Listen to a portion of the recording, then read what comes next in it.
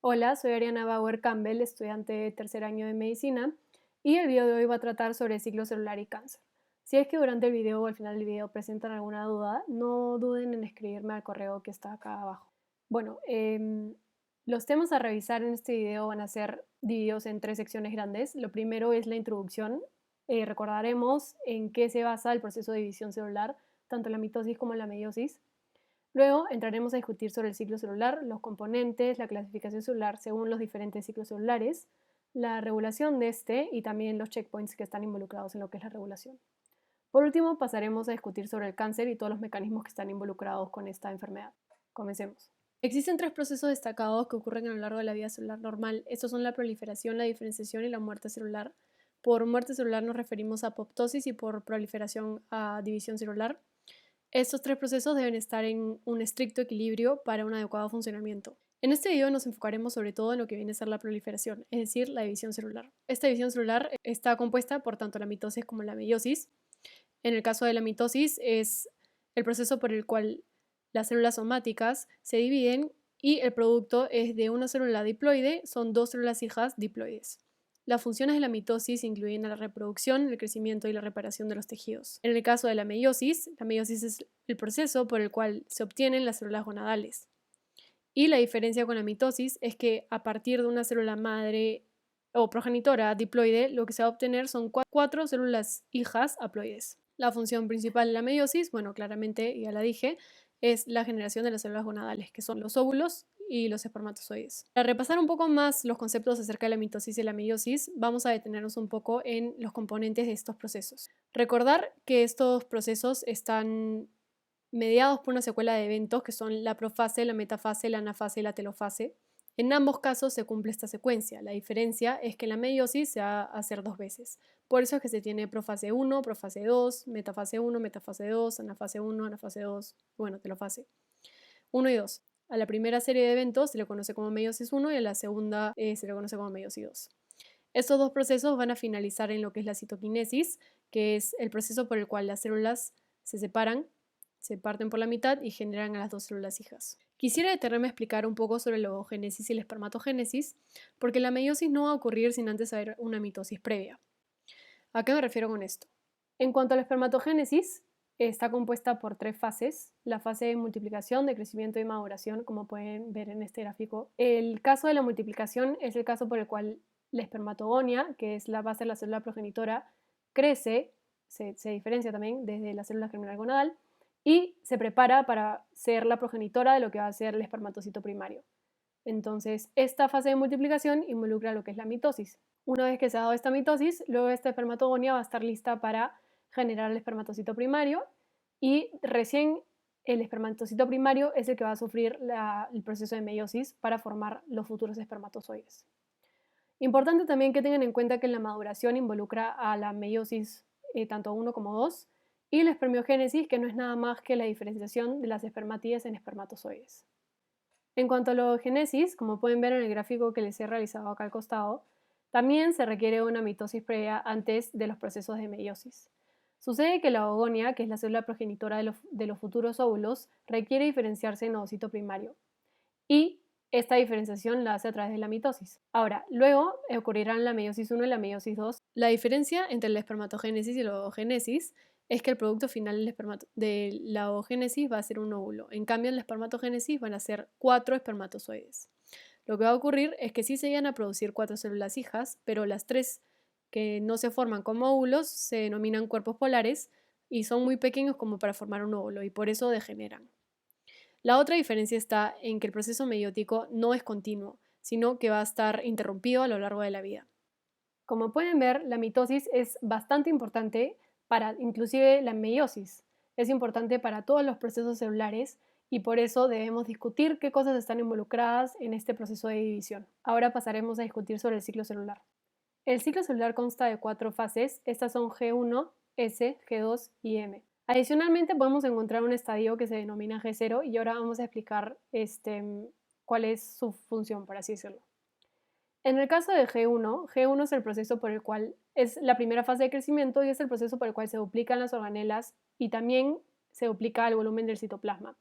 Es el primer momento que la célula se prepara para la división y es importante que tenga doble de todo porque hemos discutido que de esa célula progenitora van a resultar dos células hijas. Inclusive se van a duplicar componentes necesarios que van a ser utilizados en lo que es la mitosis como los centriolos. Luego esta célula puede pasar a la fase S, que es la fase de síntesis, en donde va a haber una duplicación del material genético. En la fase G2, que es la fase de crecimiento 2, acá también va a haber un breve crecimiento, sin embargo no va a ser tan exacerbado como en el caso de fase G1, sino más que nada se va a preparar la célula para la futura división y para eso necesita acumular requerimientos energéticos como el ATP. Una vez que ha completado este proceso, la célula puede entrar en un proceso de división, que es la fase M, y la fase M va a constar de la mitosis y la citoquinesis. Entonces acá vemos que la célula se ha dividido en dos, y esta célula que ya se ha dividido tiene dos opciones: o realiza nuevamente el ciclo celular o se dirige hacia G0. G0 es un estado de no división y es un estado de reposo, no metabólico, pero sí de división celular. Importante también que recuerden que G1, S y G2 van a constituir lo que es denominado la interfase, que acá también está representado en el gráfico. Y interfase va a ser la parte más larga del ciclo celular, la fase que tome más tiempo. Ahora, ese es el esquema del ciclo celular por el cual pasan todas las células. Sin embargo, siempre hay una excepción, y en este caso, la excepción no cumple con el orden de los procesos que hemos mencionado. Me estoy refiriendo a el ciclo celular inicial del embrión. Sucede que en el embrión, cuando recién inicia sus divisiones celulares, el ciclo celular embrionario en la primera etapa solamente va a constar de fase S y fase M consecutivas. Entonces va a pasar de S a M, de S a M, sin pasar por las fases de crecimiento celular. Esto va a ocurrir hasta que el embrión alcanza las 8 células, que va a ser aproximadamente en el tercer día. Luego, esta fase se va a regular a lo que es la fase del ciclo celular normal y se va a tornar en un ciclo celular estándar para el resto de su futura vida. Ahora pasaremos a discutir lo que es la clasificación celular según el ciclo celular. Entonces, vimos en la diapositiva del ciclo celular que hay células que pueden estar en G0 permanentemente. Además, me olvidé de mencionarles en esa diapositiva, pero también hay células que pueden reposar del ciclo hasta que no sea necesario y células que sí están en constante división. Para ello se tiene la siguiente clasificación. En primer lugar están las células permanentes. Estas células permanentes son aquellas que no se dividen. Los ejemplos clásicos son el músculo esquelético, el cardíaco, las neuronas y los eritrocitos. Luego están las células estables. Estas son aquellas que normalmente no están en el proceso de división, pero si es que son fuertemente estimuladas, van a retornar al ciclo. Este se denomina estado de quiescencia, que están en espera de un estímulo.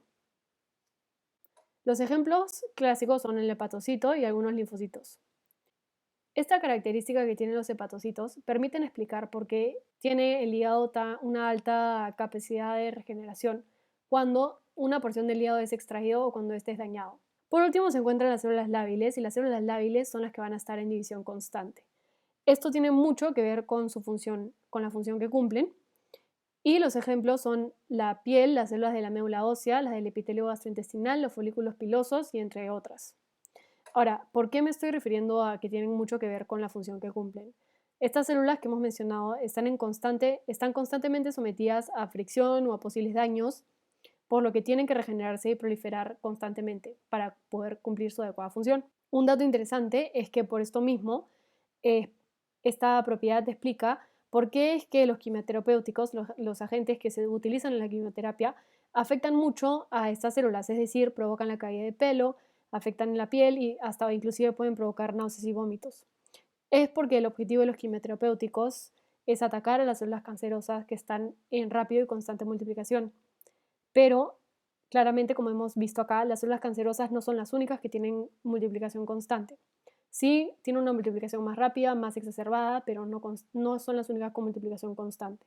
Por ende, cuando se utilizan estos químicos no tienen la capacidad de ser distintivos frente a una célula normal y una célula cancerosa. También van a afectar a estas células y esto explica por qué es que pueden ser afectadas. Ahora, una vez que hemos visto los diferentes tipos de estadios celulares que pueden tener las diferentes células del cuerpo, nos hacemos la siguiente pregunta. Entonces, ¿quién controla que algunas células se puedan dividir y otras no?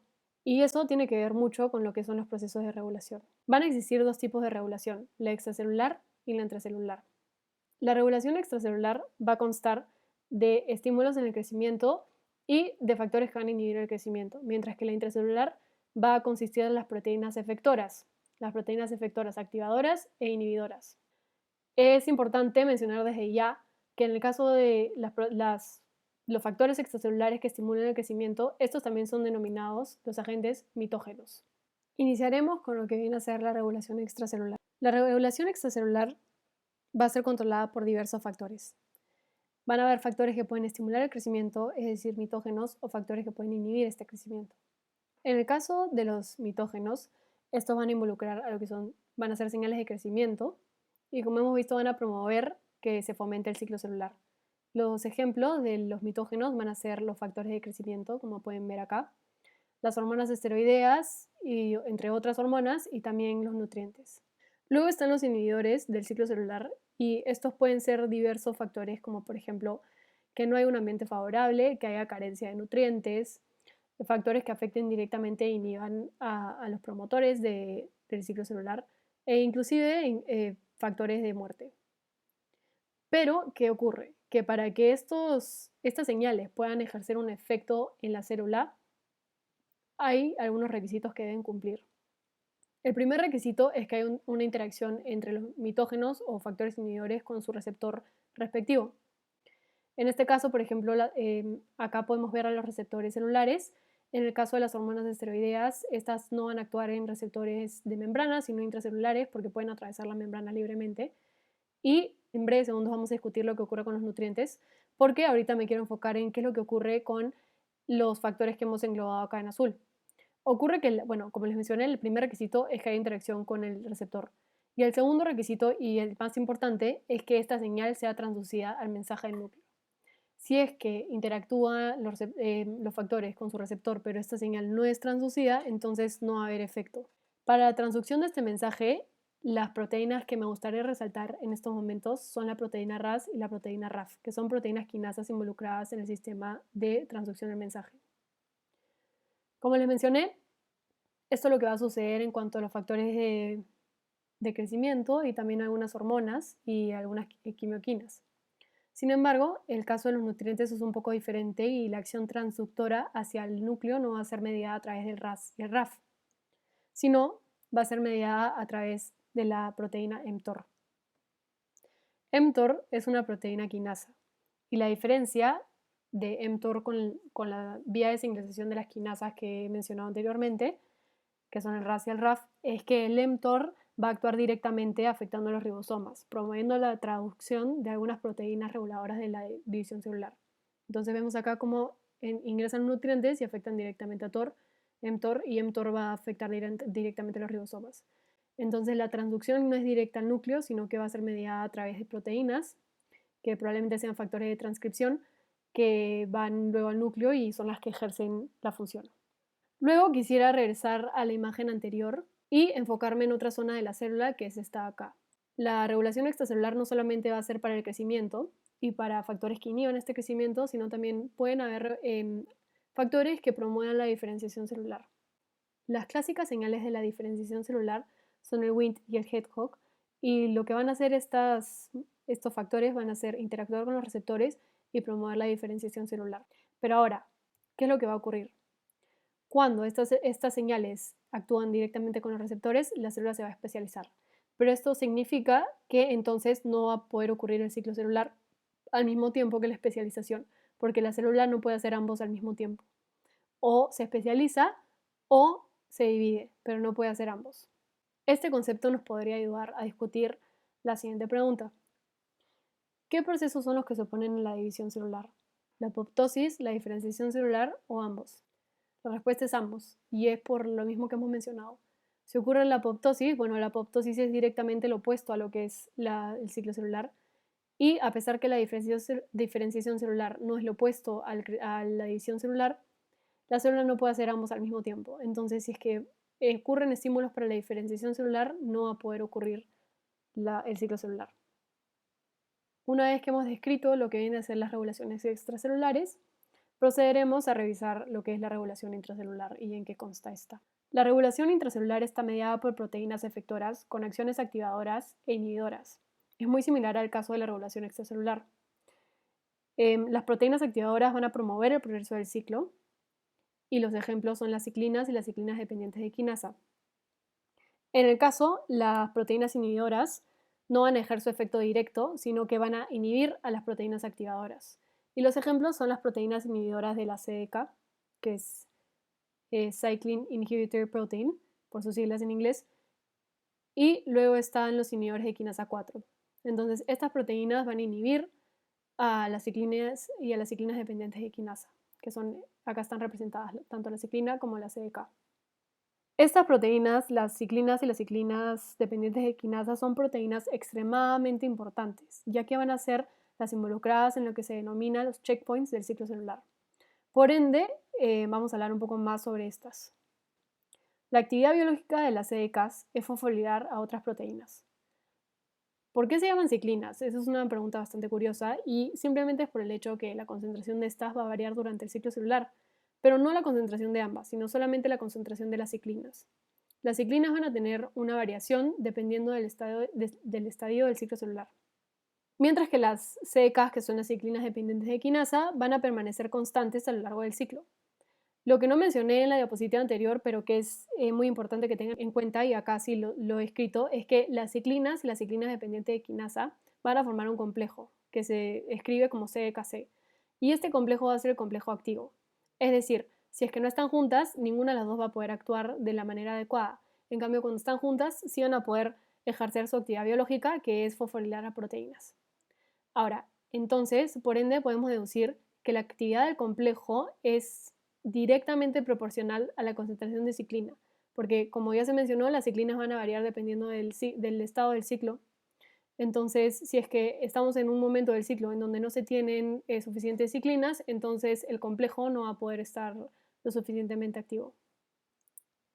Hay distintos tipos de CDKs en el humano, que son el 1, el 2, el 4 y el 6.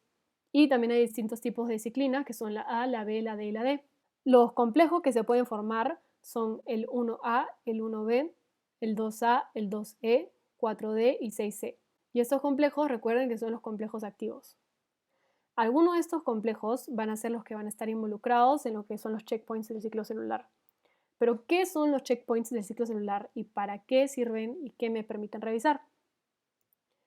Bueno, básicamente los checkpoints del ciclo celular son 3 y son los salvaguardias del ciclo celular. ¿A qué nos referimos con esto? Estos checkpoints lo que van a permitir es revisar que la célula tenga todo lo que necesite y todo esté en condiciones adecuadas para que a la hora que se divida no ocurran errores. Por errores nos referimos a que estas células tienen que haber completado el proceso de replicación adecuadamente y que también estén bajo las condiciones favorables, como por ejemplo temperatura, pH y los nutrientes necesarios. Entonces, como les mencioné, existen 3 checkpoints del ciclo celular.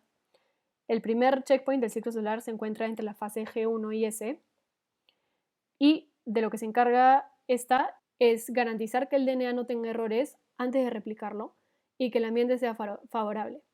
Si es que en este checkpoint la célula detecta que hay errores en el ADN, va a tener la capacidad de reparar estos errores. ¿Por qué es necesario que se reparen estos errores? Bueno, básicamente porque en la fase S hemos discutido que va a haber la duplicación del ADN y si hay un error y no se corrige, este error se va a duplicar y eso no es favorable para la célula ni para las futuras generaciones de células. El segundo checkpoint se va a encontrar entre la fase G2 y M, la fase M, y de lo que se encarga este checkpoint es garantizar que el DNA esté completamente y adecuadamente replicado y también que el ambiente sea favorable. Y luego el último checkpoint es en la fase M, que es la fase de división, y lo que se verifica ahí es que el uso mitótico esté unido a todos los cromosomas y que también el alineamiento de los cromosomas en el ecuador esté perfectamente dado para que no hayan casos de aneuploidías. Entonces, si se superan los checkpoints, se va a continuar con la proliferación. De haber errores, la célula se va a detener hasta que se corrijan las condiciones o se corrijan los errores que ha detectado en el DNA. Si es que la célula no tiene la capacidad de corregir tanto los errores en el DNA o si las condiciones no mejoran, entonces esta célula entrará en apoptosis. Antes de entrar a detallar acerca de las ciclinas que están involucradas en cuáles de estos procesos de checkpoints, les hago las siguientes preguntas. ¿Cuál es el ¿En qué etapa del ciclo celular actúan los mitógenos? ¿Y dónde toma la célula la decisión de dividirse?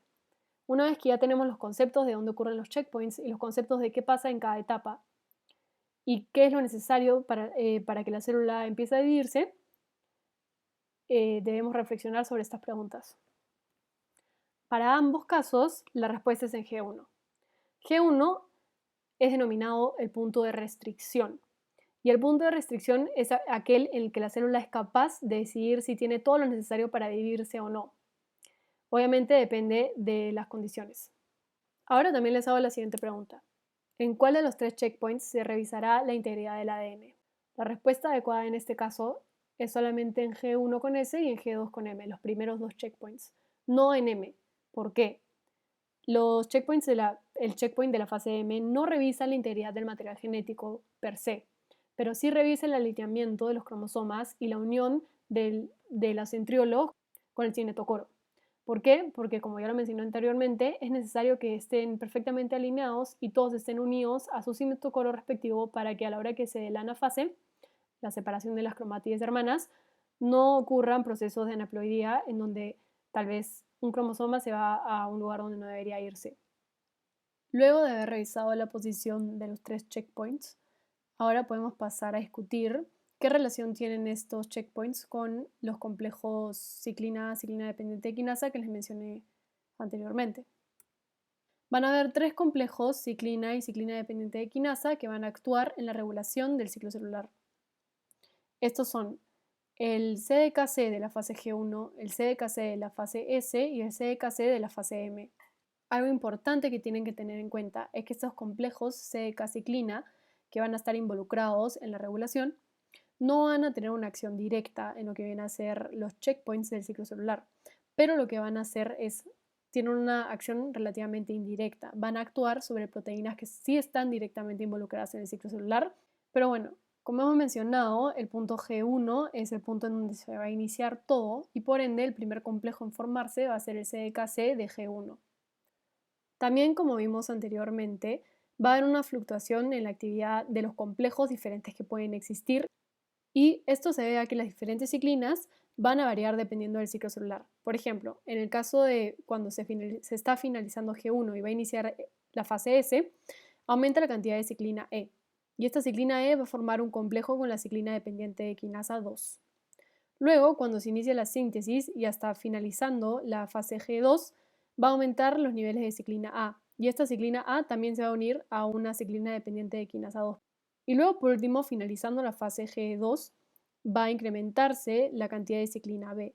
Y esta ciclina B va a formar un complejo con el CDK1 para ingresar y realizar su función en el checkpoint de la fase M. ¿Qué permiten revisar estos complejos en estos respectivos checkpoints? Bueno, lo primero es, el DNA está completamente replicado. Lo segundo es, hay daños en el DNA. Y lo tercero es, hay suficientes nutrientes para todo el crecimiento. En este caso nos vamos a enfocar en las dos primeras, que tienen que ver con el material genético. Pero entonces, ¿cuál es la acción de los complejos CDKC y por qué son tan importantes? ¿Y cómo es que la célula tiene la capacidad para detectar los daños en el ADN? Esas son preguntas que vamos a responder ahora mismo. Para empezar, debemos comprender cómo se da la regulación a través de la ciclina y la ciclina dependiente de quinasa en situaciones normales. Ignoren esto por unos breves momentos y enfóquense a partir de acá. Bueno, a partir de acá, en verdad.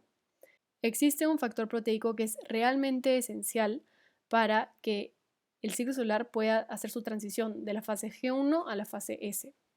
Es esta proteína que es el E2F, que es el factor de elongación proteico 2. Este factor de elongación proteico 2 normalmente en la célula está inactivado por una proteína, que es esta de acá, que es la proteína retinoblastoma. Se dice que la proteína retinoblastoma está activada cuando está inhibiendo a este factor porque está ejerciendo su función. Para que se pueda ejercer la transición de G1 a S, esta proteína tiene que ser liberada. Y para ser liberada se tiene que fosforilar a la retinoblastoma para que se inactive y de esta manera se libere el factor. Luego, solo si pasa esto, va a poder progresar el ciclo celular de G1 a S. La manera en que la retinoblastoma puede hacer este proceso es a través del complejo ciclina y ciclina dependiente de quinasa, que mencionamos que como función biológica tiene la fosforilación de las proteínas. La ciclina y la ciclina dependiente de quinasa, cuando el complejo es formado, tienen la capacidad de fosforilar a la retinoblastoma y por ende liberar a la proteína, al factor de elongación 2. Lo que sucede es que cuando hay daños en el DNA, la formación del complejo ciclina y ciclina dependiente de quinasa va a ser inhibido. Tal vez la formación o inclusive el mismo complejo puede ser inhibido. Y por eso ahora discutiremos cómo es que la célula puede detectar que hayan habido daños en el DNA. Sucede que las células tienen proteínas que están sondeando al DNA constantemente y estas son las proteínas sensoras, que están representadas acá. Estas proteínas tienen la capacidad de detectar daños en el DNA y cuando detectan estos daños pueden activar a dos posteriores proteínas, que son la ATM y la ATR. La ATM posteriormente va a fosforilar a CHEK2, mientras que la ATR va a fosforilar a CHEK1. Tanto CHEK1 como CHEK2 son proteínas serina-treonina quinasas que van a poder inactivar el ciclo celular. En estos momentos nos vamos a enfocar más en lo que es la proteína ATM, porque la proteína ATM como la CHEK2 tienen la capacidad ambas de fosforilar a la P53, que es una proteína supresora de tumores. Para unir lo que hemos visto en esta diapositiva y en la diapositiva anterior, está el siguiente gráfico. Entonces, vimos que cuando estamos refiriéndonos en este caso a la fase G1, el checkpoint entre G1 y S, y por ende el complejo CDK-C que se forma en G1, que involucra a la ciclina E y al complejo CDK2. Vimos cómo sucede el proceso normal y ahora vamos a unirlo cuando se da la detección si hay daños en el ADN. Si hay daños en el ADN, se va a activar a la proteína ATM que va a fosforilar a CHEK2 y tanto ATM como CHEK2 van a fosforilar a la P53. Lo que va a ocurrir después es que la P53 activa a la proteína P21 y esta P21 es la que se va a unir al complejo ciclina CDK2 y va a inactivarlo, va a impedir que fosforile a la retinoblastoma. Por ende, si la retinoblastoma no es fosforilada y no es inactivada, el factor de elongación proteico 2 no va a ser liberado y por ende la célula no va a poder transicionar de G1 a S. Desde ya se pueden ir dando cuenta que si es que hay fallas, por ejemplo, en esta proteína retinoblastoma que involucren que siempre está activada o fallas en el P53, habrán problemas en lo que viene a ser el adecuado comportamiento de proliferación celular.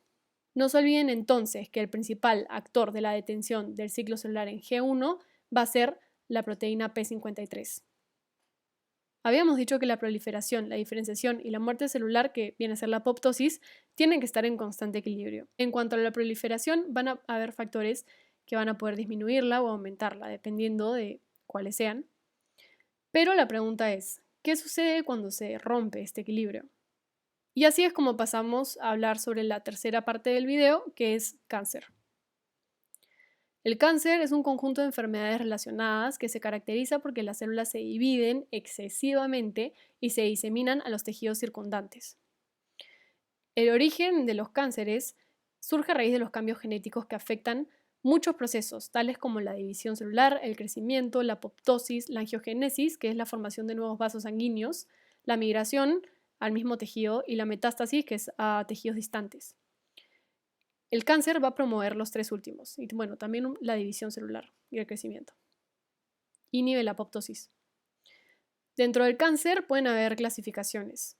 La primera clasificación es por cómo es que se adquirieron estos daños en el material genético, de los cuales vamos a hablar sobre la adquisición hereditaria y la adquisición somática, mientras que la clasificación por origen celular vamos a ver que hay dos tipos de cáncer, los sarcomas y los carcinomas. Primero, la clasificación por adquisición de los daños.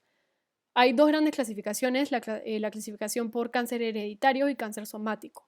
El cáncer hereditario son las mutaciones en la línea celular germinal, o sea, por los padres, y son daños epigenéticos o genéticos que se han heredado a través de la descendencia.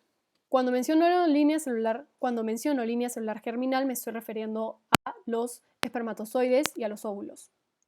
Esto va a causar el síndrome de cáncer familiar y lo interesante es que no necesariamente se manifiesta. Estos individuos van a tener una predisposición alta a la generación de cáncer, pero no es el caso que siempre se va a manifestar.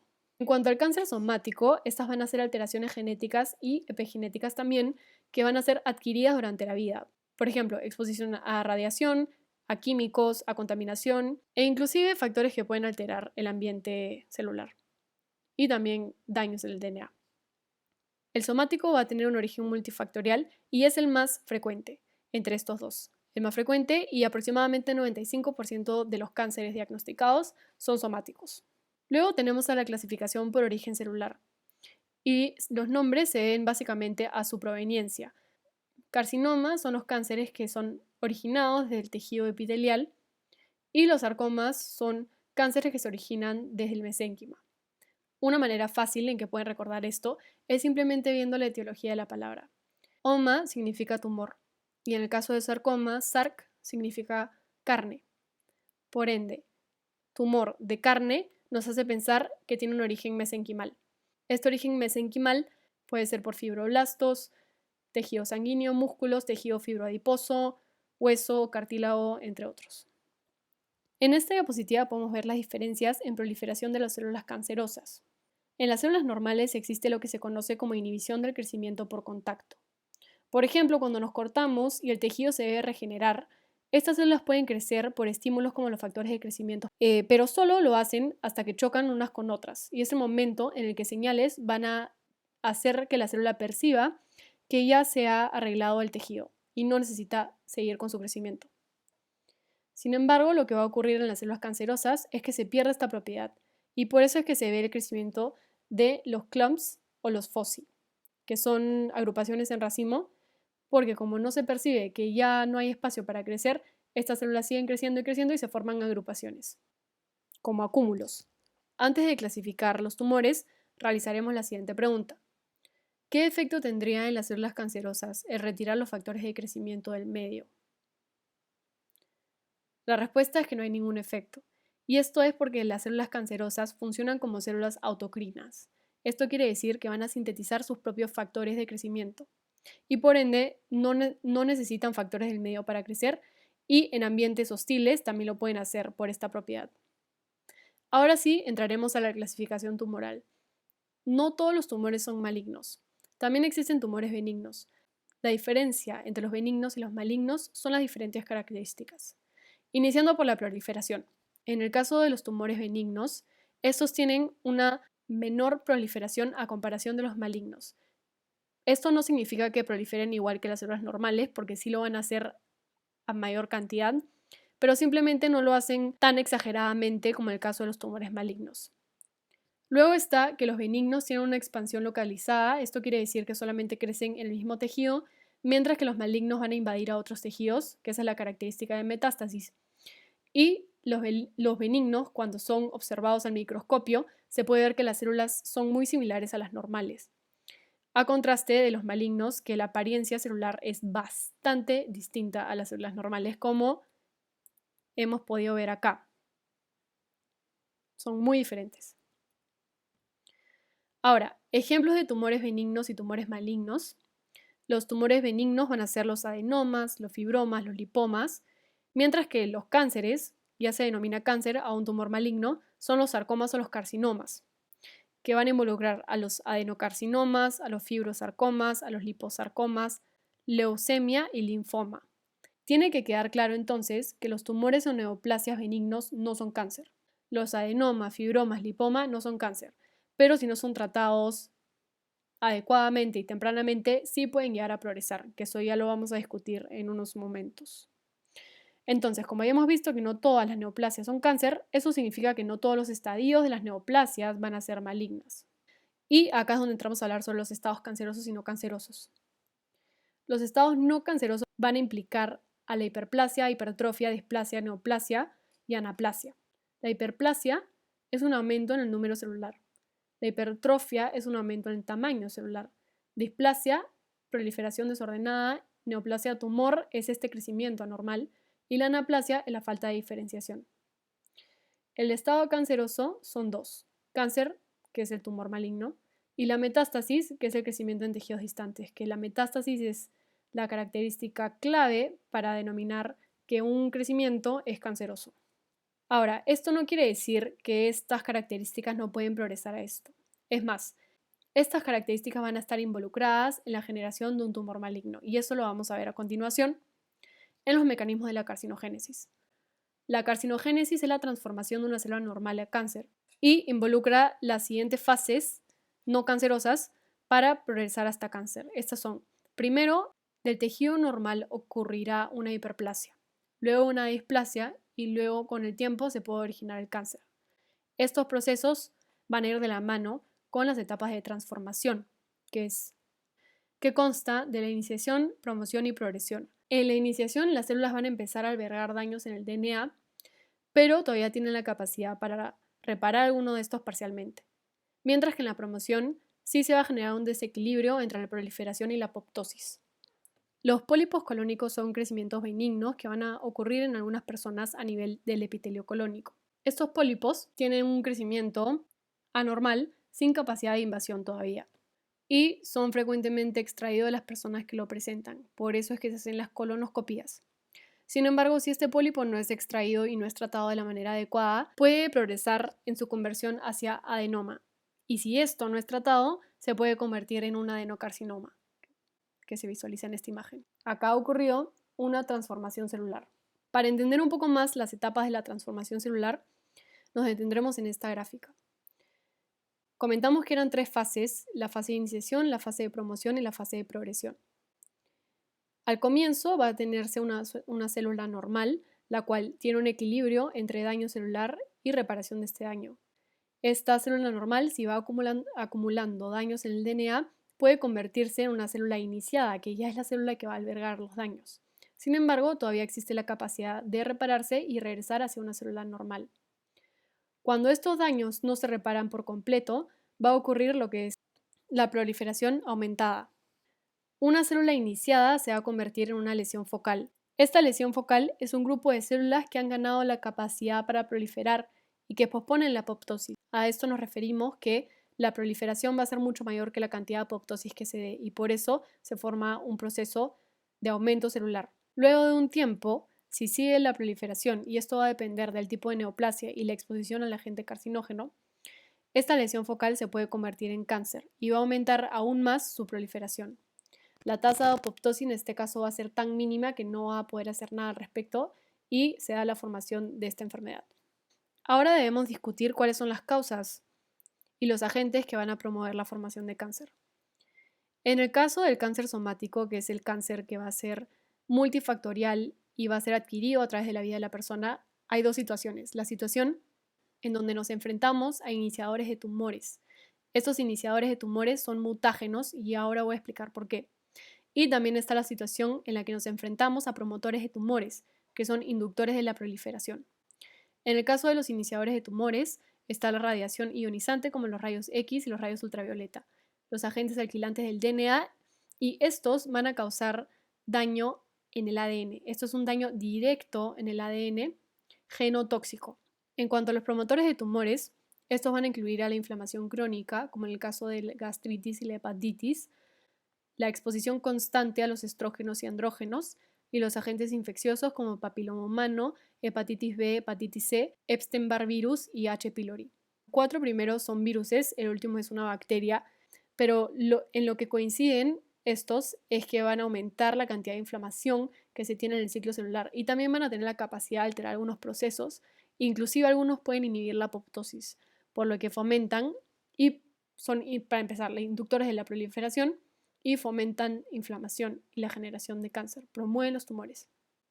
En el caso de papiloma humano, es importante mencionar que este virus tiene 2 proteínas virales que son la E6 y la E7. La E6 tiene la capacidad de unirse a la P53 y la E7 tiene la capacidad de unirse a la retinoblastoma. Si recordamos lo que vimos antes acerca de la P53 y el gen retinoblastoma, PRB es el gen de retinoblastoma. Son proteínas involucradas en el ciclo, P53 siendo oncogen y la proteína de retinoblastoma, que es el producto del gen retinoblastoma, la proteína que inactiva al factor de elongación 2.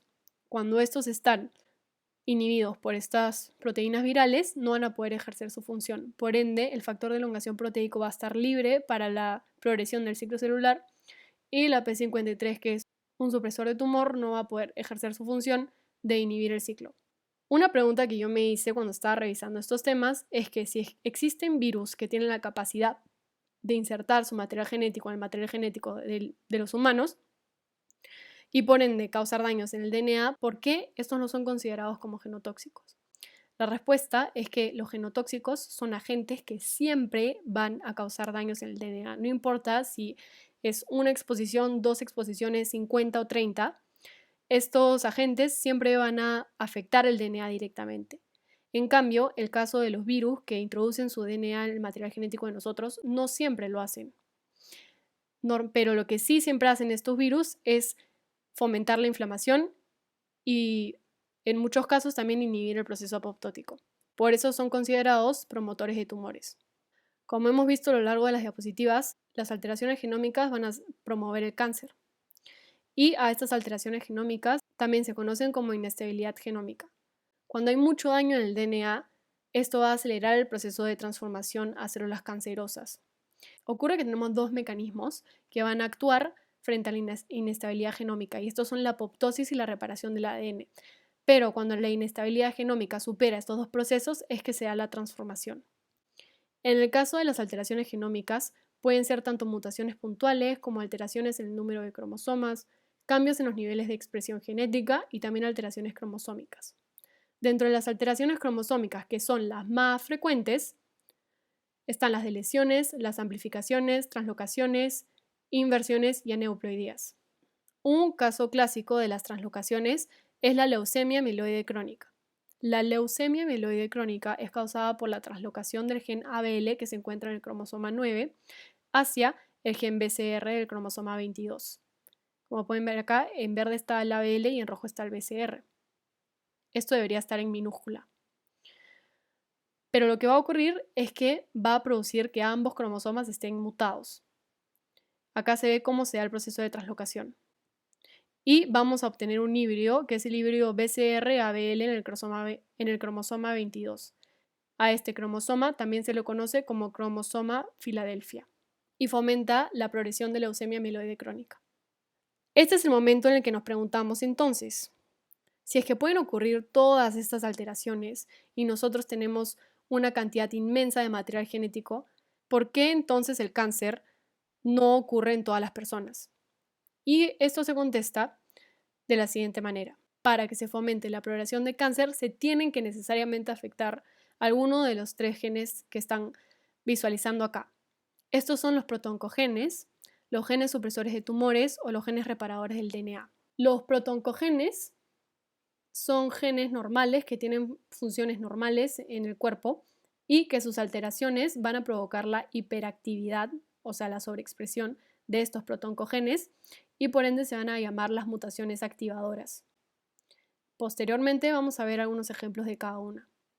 En el caso de los genes supresores de tumores, que son que van a fabricar a las proteínas supresoras de tumores, las alteraciones en estos genes van a provocar defectos en el funcionamiento de estas proteínas y por ende las mutaciones se van a denominar mutaciones inactivadores porque las inactivan su función. Y en el caso de los genes reparadores del DNA es muy parecido al gen supresor de tumor, también son mutaciones inactivadoras y las alteraciones van a ocasionar que no se puedan corregir los daños en el DNA de la manera apropiada. Sobre los protoncogenes entonces, ya mencionamos que se dedican al crecimiento de la división celular normal. Un oncogen es la versión activada del protooncogen. Esto quiere decir que cuando está como oncogen tiene la capacidad de fomentar la formación de cáncer. Los oncogenes activados van a provocar la proliferación descontrolada y la disminución de la apoptosis. Lo que ocurre acá, lo que puede ocurrir es, por ejemplo, mutaciones puntuales. En solo una, no es necesario que se haga en los dos pares de cromosomas para que ocurra, sino solamente en una para que hayan daños en el funcionamiento de estas proteínas producidas por los ahora con daño oncogenes. En la imagen de acá podemos ver representadas diferentes protooncoproteínas que son transcritas a partir de los protooncogenes correspondientes. Cabe de importancia resaltar al RAS, que es una proteína transmembrana, y al RAF. Estas dos, si lo recuerdan, fueron mencionadas al inicio en cuanto a la regulación extracelular y son las encargadas de la transducción del mensaje extracelular hacia el núcleo. Nuclearmente, importante recalcar el MYC. El gen de la proteína MYC va a ser un gen que va a tener la capacidad de albergar mutaciones driver, y las mutaciones driver son justamente las que van a fomentar la promoción del cáncer, mientras que las mutaciones pasajeras son mutaciones en otras zonas del DNA que no van a ser las que están involucradas en los 3 tipos de genes que hemos mencionado anteriormente, y por ende no necesariamente van a fomentar la progresión del cáncer. Bueno, esta activación de protooncogenes se puede dar mediante los procesos que pueden visualizar acá. La mutación activadora del RAS se da por una mutación puntual y este es un cambio de glicina que está en la posición 12 por valina. Esta es la acción normal del RAS, ya la hemos estudiado. Cuando llega la señal de crecimiento, se estimula la activación de las proteínas intracelulares para la transducción del mensaje. Cuando esto ha sufrido la mutación puntual, no es necesario que llegue el estímulo para que el RAS y el complejo RAS y RAF activen a las diferentes proteínas involucradas en la cascada de mensajeros hacia el núcleo. Entonces, constantemente esta célula va a estar enviando señales de división. Esto ocurre y promueve la formación de cáncer. Y acá tenemos una imagen de cómo es que se da el cambio de la glicina por la valina en la posición 12. Y por último, para los protooncogenes, acá hay una tabla de los diferentes protooncogenes que existen. Importante también es el oncogen HER2. HER2 significa Human Epidermal Receptor 2, que es el receptor 2 del factor de crecimiento epidermal humano. Es, como su nombre lo dice, un receptor del factor de crecimiento. Entonces lo que va a ocurrir es que en una célula normal no van a haber tantos receptores expresados en la membrana, sin embargo, después de una mutación va a haber una amplificación de estos receptores y por ende los factores de crecimiento van a actuar el doble. Lo bueno es que ya existe una terapia contra esto que va a inactivar a los receptores y va a ayudar a disminuir la proliferación celular. Este HER2 está muy involucrado en lo que es la neoplasia mamaria. Luego el MYC, que lo mencioné, que es un oncogen nuclear en el linfoma de Burkitt, y así sucesivamente con los demás oncogenes. Luego, para pasar a hablar sobre los genes supresores de tumores, que son los segundos tipos de genes involucrados en la progresión del cáncer, estos genes también se van a dedicar a controlar el crecimiento y la división celular normal, y lo que hacen sus productos es inhibir la proliferación celular, a diferencia de los protooncogenes. Los genes supresores inactivos en el cáncer van a perder su función. ¿Por qué? Porque ya no van a poder inhibir a la proliferación celular. Entonces va a haber una proliferación descontrolada y un bloqueo de la apoptosis. Esta mutación necesariamente tiene que ocurrir en ambos cromosomas porque de esta manera se va a inactivar totalmente a la proteína. Y puede ocurrir de dos maneras: mutaciones puntuales o de lesiones de la sección que codifica para dicha proteína. Ejemplos de genes supresores de tumor son el P53, muy importante. Hemos revisado que el P53 es el factor decisivo en G1 para la detención del ciclo celular. Y sobre estos también está la proteína retinoblastoma, que también hemos discutido bastante acerca de ella, que lo que va a originar, si es que tiene una mutación, es la progresión del retinoblastoma, que es esta afectación que pueden ver acá en esta fotografía. La neoplasia de retinoblastoma va a ocurrir porque mutaciones puntuales en ciertos exones del gen van a ocasionar la pérdida completa de este. Entonces, si es que hay la pérdida completa del gen de retinoblastoma, que es el PRB, no va a haber la proteína producida, la retinoblastoma, por lo que se va a seguir la progresión del ciclo celular constantemente. Y los demás genes supresores de tumores, del cual el BRCA1 y el BRCA2 están involucrados en el cáncer de mama y ovario también, al igual que el HER2, que también está involucrado en el cáncer de mama. Por último, para describir un poco más acerca de los genes reparadores del DNA, que son los terceros y últimos involucrados en la progresión del cáncer, se tiene que saber que estos genes van a estar asociados principalmente a lo que es el cáncer hereditario, como es el cáncer de colon no polipósico. Recuerdan que les comenté que una neoplasia benigna, como los pólipos colónicos, pueden progresar a cáncer dependiendo de los estímulos. Bueno, hay un cáncer de colon que no se da por ese proceso que les comenté, sino que es un cáncer que es hereditario. Y este es el síndrome de Lynch. El síndrome de Lynch va a ocurrir cuando hay la pérdida de los genes MLH1 y MSH2. Y van a fomentar la progresión del tejido hacia un cáncer. Hemos discutido todas las neoplasias que se pueden originar afectando los 3 tipos de genes que hemos mencionado, pero la verdad es que para que un tumor se desarrolle deben darse mutaciones en al menos media docena de genes que son claves en el control del crecimiento, diferenciación y muerte celular. Y así es como pasamos a la última diapositiva del repaso, que es hablar sobre los hallmarks del cáncer, que son habilidades particulares que tienen estas células cancerosas, que por más de que son muy distintas unas con otras debido a su origen y debido a su procedencia, son resistentes a la muerte celular, generan inestabilidades y mutaciones en el genoma, fomentan la angiogénesis, que es la producción de vasos sanguíneos, pueden activar la invasión y la metástasis a través de la pérdida de uniones de células de anclaje entre células y células. La inflamación se conocen como células inmortales, pueden evadir el sistema inmune y esta es una característica bastante importante porque las células cancerosas tienen receptores de membrana que les hace creer a las células inmunes que son células normales y por eso es que nuestro sistema inmune no las puede detectar y destruir. Evaden los supresores de crecimiento y pueden proliferar sin necesidad de señales de crecimiento. Bueno, eso sería todo por el video de hoy día. Espero poder haber aclarado algunos conceptos y si es que tienen alguna duda, pues pueden escribirme al correo que está en la primera diapositiva y yo trataré de no demorarme en contestar.